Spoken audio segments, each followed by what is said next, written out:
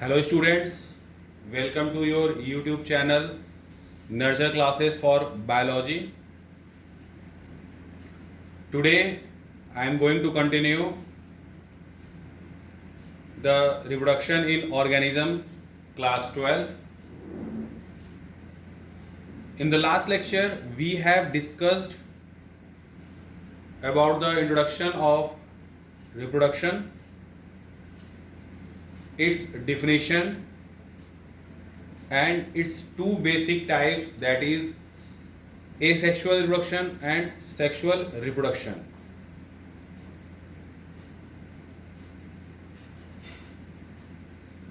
In this lecture we will discuss about the different types of asexual reproduction in detail. I hope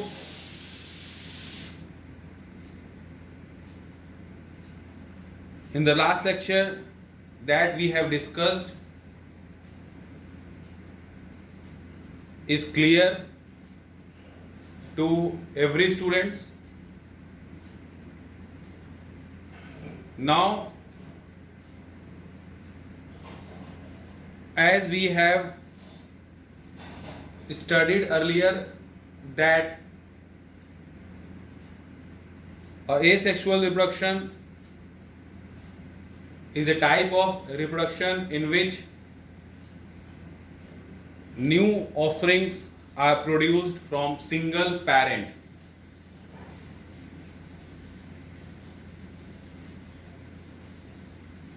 Which is generally occurs in unicellular organisms such as monorans and protistans, and in multicellular organism it occurs in lower plants and some higher plants and in certain animals.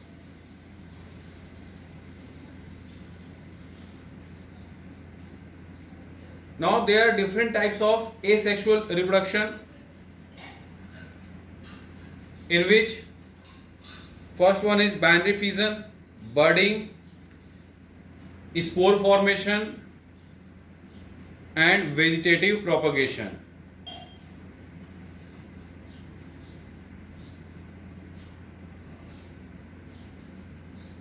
In first one, that is binary fission. As you have already read about these types of asexual reproduction in your class 10th, in binary fission, as the term is itself consists of two parts. Binary fission means, binary means two, fission means breakdown. Means in this type of asexual reproduction the organism breaks into two halves and each half grows separately and get matured into an adult. So it occurs mostly in unicellular organisms such as bacteria, amoeba, paramecium, etc. And it occurs through cell division, in which a cell divides into two halves and each half rapidly grows into an adult. As you can see in diagram, it is the binary fission in amoeba, in which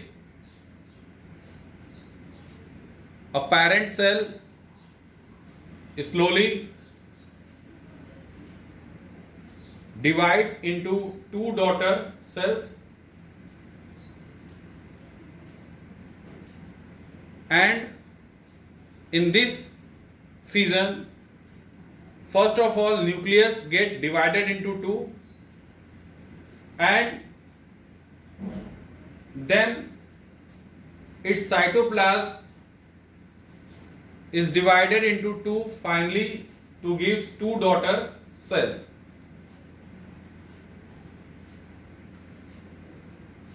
आज हम reproduction in organism को continue करेंगे। Last lecture में हमने basic types of reproduction हमने पढ़ा था, asexual reproduction and sexual reproduction, and hope सबको समझ में आया होगा। फिर भी अगर नहीं समझ में आया हो वो कमेंट सेक्शन में मेंशन कर सकते हैं। आज हम टाइप्स ऑफ एसेक्सुअल रिप्रोडक्शन को डिटेल में पढ़ेंगे। तो जो एसेक्सुअल रिप्रोडक्शन के टाइप्स हैं उसमें mainly binary fission, budding, spore formation and vegetative propagation आते हैं। जैसा कि आप लोग क्लास 10 में भी टाइप्स ऑफ एसेक्सुअल रिप्रोडक्शन पढ़े होंगे। तो mostly asexual reproduction unicellular organism में होता है, जैसे मोनोरेंस, प्रोटिस्टेंस और प्लांट्स में, और कुछ मल्टी सेलुलर एनिमल्स में, जैसे हाइड्रा हो गया। जैसा कि एसेक्सुअल रिप्रोडक्शन में क्या होता है हमने पढ़ा है कि इसमें सिंगल पेरेंट डिवाइड होता है और न्यू ऑफस्प्रिंग प्रोड्यूस होते हैं। इसमें गैमेट्स का फ्यूजन नहीं होता है। तो जितने भी टाइप्स हैं एसेक्सुअल रिप्रोडक्शन के, तो ये चीज कॉमन है सब में कि सभी में सिंगल पेरेंट का ही इन्वॉल्वमेंट होगा न्यू वंस के प्रोडक्शन में, और ना ही फ्यूजन होगा गैमेट्स का। और चूंकि सिंगल पेरेंट का इन्वॉल्वमेंट है, इसीलिए इनके जो ऑफस्प्रिंग्स होते हैं वो मॉर्फोलॉजिकली एंड जेनेटिकली आइडेंटिकल होते हैं, और इसी वजह से इनको क्लोन्स भी कहते हैं। और ये भी हमने लास्ट लेक्चर में पढ़ा था कि एसेक्सुअल रिप्रोडक्शन के जो रिजल्ट होते हैं, जो ऑफस्प्रिंग्स होते हैं, वो क्लोन्स कहे जाते हैं। क्यों? क्योंकि वो मॉर्फोलॉजिकली एंड जेनेटिकली सेम होते हैं। तो इसमें पहला जो टाइप है वो है बाइनरी फिजन। तो बाइनरी फिजन जो वर्ड है, वो वर्ड का मीनिंग ही होता है, बाइनरी मीन्स दो and fission means break down, means टूटना। तो किसी सिंगल सेल का या पेरेंट सेल का दो पार्ट में टूटना ही क्या कहलाता है? Binary fission. और जैसा कि डेफिनेशन भी है कि इसमें जो सेल है वो डिवाइड्स होता है टू हाफ्स में, और ईच हाफ रैपिडली ग्रो करता है एडल्ट में। तो ये मोस्टली किसमें होता है बाइनरी फिजन? यूनिसेलुलर ऑर्गेनिज्म, जैसे बैक्टीरिया हो गया, अमीबा हो गया, पैरामीशियम हो गया। तो इसमें क्या होता है, जैसे यहां पे एग्जांपल में अमीबा का दिया हुआ है, आप डायग्राम में देख सकते हैं, जिसमें अमीबा का जो पेरेंट सेल है ये इसका न्यूक्लियस है, ये वैक्यूल्स, ये पूरा सा साइटोप्लाज्म धीरे धीरे ग्रो कर रहा है। और सबसे पहले इसमें न्यूक्लियस का डिवीजन हुआ, और उसके बाद धीरे धीरे जब न्यूक्लियस पूरे डिवाइड हो गए तो धीरे धीरे साइटोप्लाज्म का भी डिवीजन होना स्टार्ट हो गया उसी के पैरेलली। और फाइनली साइटोप्लाज्म भी दो डॉटर सेल में डिवाइड हो गए, और इस तरह से एक पेरेंट अमीबा के दो डॉटर सेल्स प्रोड्यूस हो गए। तो यही प्रोसेस क्या कहलाता है? Total binary fission. तो कैसे एक सिंगल पेरेंट धीरे धीरे ग्रो किया तो उसका पहला न्यूक्लियस डिवाइड किया और उसके बाद साइटोप्लाज्म और फाइनली 2 डॉटर सेल में डिवाइड हो गया। इसी तरह इसमें मल्टीपल फिजन आता है, जैसे प्लाज्मोडियम में। उसमें क्या होता है कि अनफेवरेबल कंडीशन, मतलब जो कंडीशंस उस ऑर्गेनिज्म के फेवर में ना हो, हार्श कंडीशन हो जिसमें वो सरवाइव ना कर सके, तो उस ड्यूरेशन में, उस कंडीशन में जो ऑर्गेनिज्म होता है अपने चारों ओर एक टफ हाईली रेजिस्टेंट वॉल से कवर्ड हो जाता है, जिसको हम सिस्ट बोलते हैं। और उसी सिस्ट के अंदर वो यूनिसेलुलर ऑर्गेनिज्म कंटिन्यूअसली डिवाइड करता है, और जब फेवरेबल कंडीशन रिस्टोर होता है तो वो सिस्ट वॉल रप्चर करता है और एक साथ जितने भी डॉटर सेल्स हैं वो रिलीज होते हैं। तो it looks like multiple fission. Basically उसमें भी बाइनरी फिजन के ही तरह होता है कि पहले न्यूक्लियस डिवाइड होगा, फिर साइटोप्लाज्म, फिर जो डॉटर सेल्स आएंगे फिर उनमें फिजन होगा। तो इसी तरह करते करते उसमें बहुत सारे डॉटर सेल्स प्रोड्यूस हो जाते हैं, but due to covering of hard resistant wall called cyst, they do not able to come out from the wall. तो ये बाइनरी फिजन हो गया। नेक्स्ट टाइप क्या है? Budding. Budding is formed from bud, and the word bud means it is a outgrowth or projection from any part of organism. Therefore it is a small projection or a small outgrowth which is called bud, and production of offsprings from these small projections or outgrowths is called budding. Initially, this bud remain attached to the parent cell and eventually gets separated and matured into adult.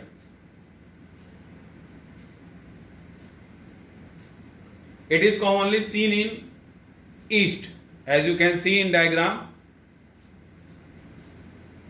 Here it is a parent yeast cell. Slowly a small outgrowth or projection get developed here and get attached with parent yeast. Slowly and gradually it grows more bigger than earlier, and similarly this bud becomes more big and finally gets separated and matured into an adult yeast cell.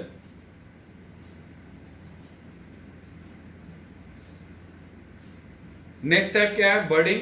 बर्डिंग में क्या होता है? ये बर्डिंग जो word है ये bird से बना हुआ है। तो अगर ऑर्गेनिज्म में बर्ड के द्वारा रिप्रोडक्शन होता है तो उसी को हम क्या कहते हैं? बर्डिंग। तो ये बर्ड क्या होता है? ये स्मॉल आउटग्रोथ, बहुत छोटा सा आउटग्रोथ होता है, बाहर की तरफ निकला होता है, प्रोजेक्ट किया होता है, उसी को हम क्या कहते हैं? बर्ड। जैसे ब्रांचेस, प्लांट के केस में ब्रांचेस जहां से ग्रो करते नए ब्रांचेस, तो पहले बर्ड निकलता है।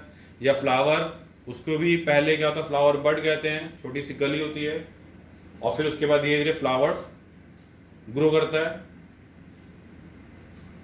तो इसी बर्ड से जब न्यू वंस रिप्रोड्यूस करते हैं तो उसी प्रोसेस क्या बोलते हैं? बर्डिंग। तो इसमें भी सिंगल पेरेंट इन्वॉल्वमेंट है। तो ये शुरुआत में धीरे धीरे बर्ड पेरेंट सेल से अटैच होता है और उससे न्यूट्रिशन लेता रहता है।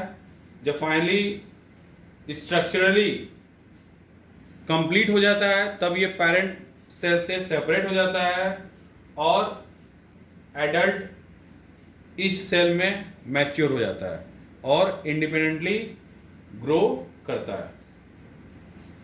तो जैसे ईस्ट यूनिसेलुलर केस में और मल्टी सेलुलर केस में हाइड्रा में भी देखने को मिलता है। हाइड्रा भी बडिंग के जरिए रिप्रोड्यूस करते हैं।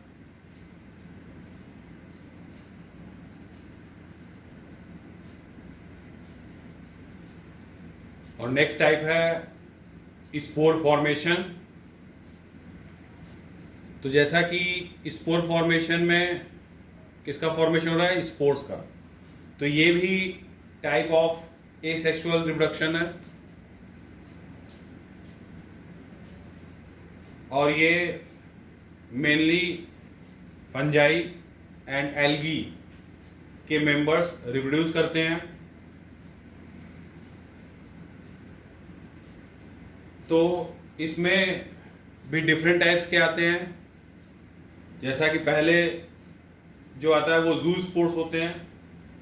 तो ये जो जू स्पोर्स होते हैं वो फ्लैजलेटेड होते हैं। Flagellated means having 1 or 2 flagella which is a whip like structure, and since there is flagella is present, therefore they are also motile and can move from one place to another, and these spores are produced inside the zoosporangia.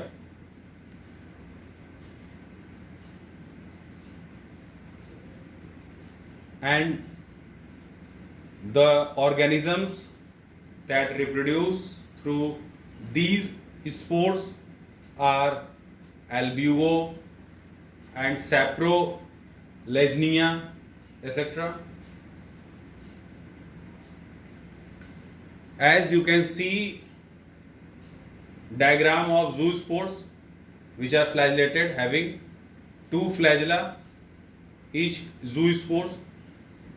It is a zoosporangia from which zoospores are released.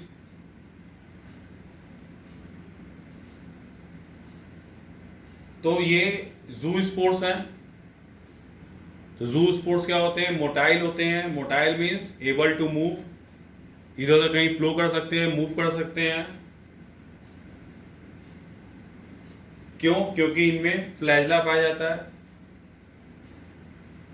तो flagella क्या होता है, whip like structure होता है, 1 और 2 flagella होते हैं और ये स्पोर्स को मूव करने में हेल्प करते हैं।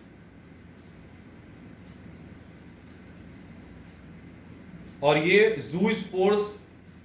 जूस्पोरेंजिया के अंदर प्रोड्यूस होते हैं और वो जूस्पोरेंजिया का वॉल रप्चर होता है मैच्योर होने के बाद, और रप्चरिंग के बाद वो जूस्पोर्स क्या होते हैं, बाहर रिलीज होते हैं और रिलीज होने के बाद फिर वो कई नई जगह जाते हैं, वहाँ वो जर्मिनेट करते हैं और फिर से यंग वंस में कन्वर्ट होते हैं।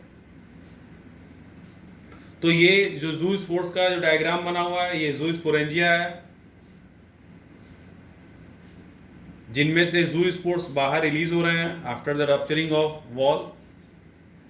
और ये जो जूस्पोर्स हैं ये फ्लैजिलेटेड हैं, इनमें 2 फ्लैजिला प्रेजेंट है और ये कॉमनली एल्ब्यूगो और सैप्रोलेजनिया के मेंबर्स रिप्रोड्यूस करते हैं जूस्पोर्स के जरिए। Next one is conidia. It is also a type of spore, but these spores are non-motile due to absence of flagella, and they are produced either singly or in chains exogenously, not endogenously, but they are produced exogenously. and they are commonly found in penicillium. As you can see diagram, these conidia are produced in chains or singly exogenously,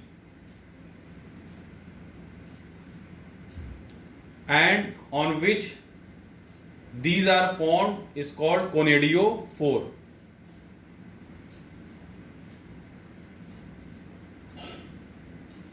These spores are called conidia. तो next type जो है spores formation में वो क्या होता है, conidia. तो conidia भी स्पोर्स होते हैं लेकिन नॉन मोटाइल होते हैं, means they are not able to move. और ये सिंगल में या फिर चेन्स के फॉर्म में प्रोड्यूस होते हैं एक्सोजीनसली, मींस किसी सैक के अंदर नहीं, किसी हॉलो सैक के अंदर. जैसे कि जू स्पोर्स प्रोड्यूस हो रहे थे किसी सैक लाइक स्ट्रक्चर, इसको हम जू स्पोरेंजिया कह रहे थे. तो इसमें ऐसा सैक लाइक स्ट्रक्चर नहीं होता है, ये फ्लैटेंड स्ट्रक्चर होता है और उसी के बाहर एक्सोजीनसली ये प्रोड्यूस होते हैं, या चेन में या सिंगल सिंगल भी फॉर्म करते हैं. और जिस स्ट्रक्चर पे ये फॉर्म होता है उसको क्या बोलते हैं, कोनिडियोफोर. तो ये आप जो देख रहे हैं फिगर में डायग्राम में, तो ये क्या है, कोनिडिया जो स्पोर्स हैं. फिर ये सेपरेट होंगे और जर्मिनेट करेंगे नए यंग वंस में. तो ये भी टाइप ऑफ स्पोर है. Next one is gemmules. Gemmules which are basically produced in fresh water and marine water sponges.